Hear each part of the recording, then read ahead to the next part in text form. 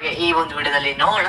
ನಿಮ್ಗೆ ಏನಾದ್ರು 15ನೇ ಕಂತು ಹಣ 2,000 ರೂಪಾಯಿ ಬಂದಿಲ್ಲ, ಯಾವಾಗ ಬರುತ್ತೆ ತಿಳ್ಕೊಬೇಕಂದ್ರೆ ಈ ಒಂದು ವಿಡಿಯೋನ ಮಿಸ್ ಮಾಡದೆ ಕೊನೆವರೆಗೂ ಕೂಡ ನೋಡಿ, ಎಲ್ಲ ವಿಷಯ ಕೂಡ ತಿಳ್ಕೊತೀರಾ.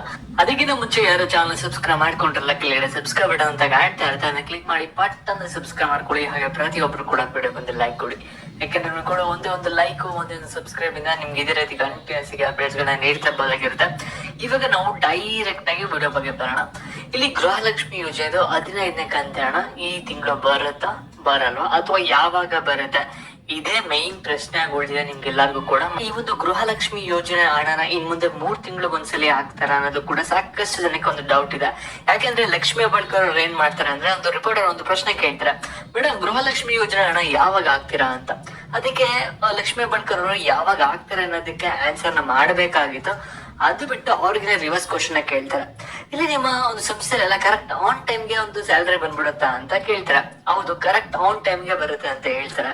ಆದ್ರೆ ಲಕ್ಷ್ಮಿ ಹೆಬ್ಬಾಳ್ಕರ್ ಅವ್ರು ಏನ್ ಹೇಳ್ತಾರೆ ಅಂದ್ರೆ, ಇಲ್ಲಿ ನೋಡಿ ಗೌರ್ಮೆಂಟ್ ಕೆಲಸದಲ್ಲಿ ಗೌರ್ಮೆಂಟ್ ಏನ್ ಸ್ಯಾಲರಿ ಕೊಡುತ್ತಲ್ಲ ಎಂಪ್ಲಾಯೀಸ್ಗೆ, ಅಲ್ಲಿ ಯಾವುದೇ ಕಾರಣಕ್ಕೂ ಕೂಡ ಪ್ರತಿ ತಿಂಗಳು ಕರೆಕ್ಟ್ ಆಗಿ ಬರಲ್ಲ. ಒಂದ್ ತಿಂಗಳು ಆನ್ ಟೈಮ್ ಬರ್ಬೋದು, ಇನ್ನೊಂದ್ಸಲಿ 2 ತಿಂಗಳಿಗೊಂದ್ಸಲಿ 3 ತಿಂಗಳಿಗೊಂದ್ಸಲಿ ಸ್ಯಾಲರಿ ಹಾಕ್ಬೋದು, ಈ ರೀತಿ ಆಗುತ್ತೆ. ಅದರಿಂದ ಈ ಒಂದು ಸರ್ಕಾರಿ ಯೋಜನೆ ಏನಿದೆಲ್ಲ ಗೃಹಲಕ್ಷ್ಮಿ, ಇದರಲ್ಲೂ ಕೂಡ ಈ ರೀತಿ ಆಗುತ್ತೆ ಅನ್ನೋದು ಒಂದು ಇಂಡೈರೆಕ್ಟ್ ಹಿಂಟ್ ನ ಕೊಡ್ತಾರೆ. ಎಕ್ಸಾಕ್ಟ್ ಡೇಟ್ ಅನ್ನೋದು ಇರೋದಿಲ್ಲ ಅಂತ ಹೇಳ್ತಾರೆ. ಹಾಗಾಗಿ ನಿಮ್ಗೆಲ್ಲರಿಗೂ ಕೂಡ ಇವಾಗ ಒಂದು ಪ್ರಶ್ನೆ ಬಂದಿರೋದು, ಇವಾಗ ಗೃಹಲಕ್ಷ್ಮಿ ಯೋಜನೆ ಹಣ 15ನೇ ಕಂತು ಇವಾಗ 3 ತಿಂಗಳಿಗೊಂದ್ಸಲಿ ಹಾಕ್ತಾರೆ ಇನ್ಮೇಲೆ, ಅಥವಾ ಇವಾಗ 15ನೇ ಕಂತು ಹಣ ಯಾವಾಗ ಬಿಡುಗಡೆ ಮಾಡ್ತಾರೆ, ಇದ್ರ ಬಗ್ಗೆ ಸರ್ಕಾರದಿಂದ ಹೊಸದಾಗಿ ಏನಾದ್ರು ಅಪ್ಡೇಟ್ ಬಂದಿದ್ಯಾ, ಈ ರೀತಿನೇ ಸಾಕಷ್ಟು ಜನಕ್ಕೆ ಒಂದು ಪ್ರಶ್ನೆ ಇದ್ದೇ ಇರುತ್ತೆ. ಯಾಕಂದ್ರೆ 15ನೇ ಕಂತು ಹಣ ಅವರು ಅವಾಗ್ಲೇ ಅಫಿಷಿಯಲ್ ಆಗಿ ಸ್ಟೇಟ್ಮೆಂಟ್ ಕೂಡ ಕೊಟ್ಟಿದ್ರು, 4-5 ದಿನದಲ್ಲಿ ಒಂದು ಹಣ ಬಂದು ಕ್ರೆಡಿಟ್ ಆಗತ್ತೆ ಅಂತ. ಆದ್ರೆ 4-5 ದಿನ ಕಳೆದು ಒಂದು 5-10 ದಿನನೇ ಆಗ್ತಿದೆ. ಆದ್ರೆ ನಿಮ್ಮ ಯಾರ ಖಾತೆಗೂ ಕೂಡ 15ನೇ ಕಂತು ಹಣ ಬಂದಿರಲ್ಲ. ಇದರಿಂದ ನಿಮ್ಗೆಲ್ಲರಿಗೂ ಕೂಡ ಕಾಮನ್ ಒಂದು ಡೌಟ್ ಇರುತ್ತಲ್ಲ, 15ನೇ ಕಂತು ಹಣ ಯಾವಾಗ ಬರುತ್ತೆ ಅಥವಾ 3 ತಿಂಗಳಿಗೆ ಒಂದ್ಸಲಿ ಬರುತ್ತಾ, ಯಾವ ರೀತಿ ಬರುತ್ತೆ ಅಂತ. ಇದ್ರ ಬಗ್ಗೆ ಇವಾಗ ತಿಳಿಸ್ಕೊಡ್ತೇನೆ. ಅದಕ್ಕಿಂತ ಮುಂಚೆ ವಿಡಿಯೋಗೊಂದು ಲೈಕ್ ಕೊಡಿ. ಹಾಗೆ ಈ ಒಂದು ವಿಡಿಯೋನ ಗಮನ ಇಟ್ಟುಕೊನವರೆಗೂ ಕೂಡ ನೋಡ್ತಾ ಹೋಗಿ. ಇಲ್ಲಿ ನೋಡಿ, ಗೃಹಲಕ್ಷ್ಮಿ ಯೋಜನೆ ಅಡಿ ಯಾರ್ಯಾರು ಇವಾಗ 14ನೇ ಕಂತಿನವರೆಗೂ ಕೂಡ ಹಣ ಪಡ್ಕೊಂಡಿಲ್ಲ, ನಿಮ್ಗೆ ಬರಬೇಕಾಗಿರೋದು 15ನೇ ಕಂತು ಹಣ. ಮತ್ತೆ ನಿಮ್ಗೆ ಯಾರ್ಯಾರಿಗೆ 14ನೇ ಕಂತು ಹಣ ಇನ್ನೂ ಬಂದಿಲ್ಲ, ಸ್ವಲ್ಪ ಪೆಂಡಿಂಗ್ ಆಗ್ಬಿಟ್ಟಿದೆ, ಬರದೇನೆ ಕ್ರೆಡಿಟ್ ಆಗಿಲ್ಲ, ನೀವೇನು ಕೂಡ ತಲೆ ಕೆಡಿಸ್ಕೋಬೇಡಿ. ಸರ್ಕಾರದವ್ರಿಗೂ ಕೂಡ ಗೊತ್ತಿದೆ 14ನೇ ಕಂತು ಹಣ ಒಂದಷ್ಟು ಜನಕ್ಕೆ ಹೋಗಿಲ್ಲ ಅಂತ.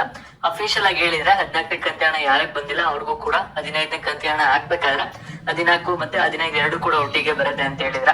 ಹಾಗಾದ್ರೆ ಇವಾಗ 14ನೇ ಕಂತು ಹಣ ಮತ್ತೆ 15ನೇ ಕಂತು ಹಣ ಯಾವಾಗ ಬರುತ್ತೆ ಅನ್ನೋದೇ ಸಾಕಷ್ಟು ಜನಕ್ಕೆ ನಿಮ್ಗೆ ಪ್ರಶ್ನೆ ಆಗಿರುತ್ತೆ.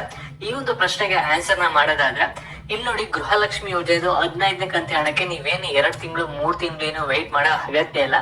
ಜಸ್ಟ್ ಆ ರೀತಿ ಒಂದು ಸ್ಟೇಟ್ಮೆಂಟ್ ನ ಲಕ್ಷ್ಮಿ ಹೆಬ್ಬಾಳ್ಕರ್ ಪಾಸ್ ಮಾಡಿದ್ರಿಂದ ಇವಾಗ ಗೃಹಲಕ್ಷ್ಮಿ ಯೋಜನೆ 3 ತಿಂಗಳಿಗೆ ಒಂದ್ಸಲಿ ಹಾಕ್ಬಹುದು ಅಂತ ಸರ್ಕಾರದವರು ಅಂತ ಕೆಲವು ನ್ಯೂಸ್ ಚಾನೆಲ್ಸ್ ಅಲ್ಲಿ ಹೇಳ್ತಾ ಇದಾರೆ. ಆದ್ರೆ ಆ ರೀತಿ ಏನ್ ಆಗಕ್ ಹೋಗಲ್ಲ. 15ನೇ ಕಂತು ಹಣ ನಿಮ್ಗೆ ಆದಷ್ಟು ಬೇಗ ಬರುತ್ತೆ, ಇನ್ನು 1 ವಾರ ಅಥವಾ 2 ವಾರದಲ್ಲಿ ಬರ್ಬೋದು. ಆದ್ರೆ ಎಕ್ಸಾಕ್ಟ್ ಡೇಟ್ ಅನ್ನೋದು ಹೇಳಕ್ಕಾಗಲ್ಲ, ಯಾಕಂದ್ರೆ ಸರ್ಕಾರದವರ ಅಫಿಷಿಯಲ್ ಡೇಟ್ ನ ಹೇಳಕ್ಕಾಗಲ್ಲ ಅಂತ ಇಂಡೈರೆಕ್ಟ್ ಆಗಿ ಹೇಳಿದ್ರೆ. ಅದರಿಂದ ಈ ತಿಂಗಳ ಒಳಗಡೆ ನಿಮ್ಗೆ ಯಾವ್ದು ಡೇಟ್ ಅಲ್ಲಾದ್ರೂ ಕೂಡ ಬರ್ಬೋದು. ಅಂದ್ರೆ ಡೇಟ್ ನ ಅವ್ರು ತಿರುಗಿ ಕನ್ಫರ್ಮ್ ಮಾಡಿದ್ರು ಮಾಡ್ಬೋದು, ಮಾಡದೇನೆ ಕೂಡ ಇರ್ಬೋದು. ನೀವು ಸ್ವಲ್ಪ ದಿನ ವೆಯ್ಟ್ ಮಾಡ್ಬೇಕಾಗಿದೆ.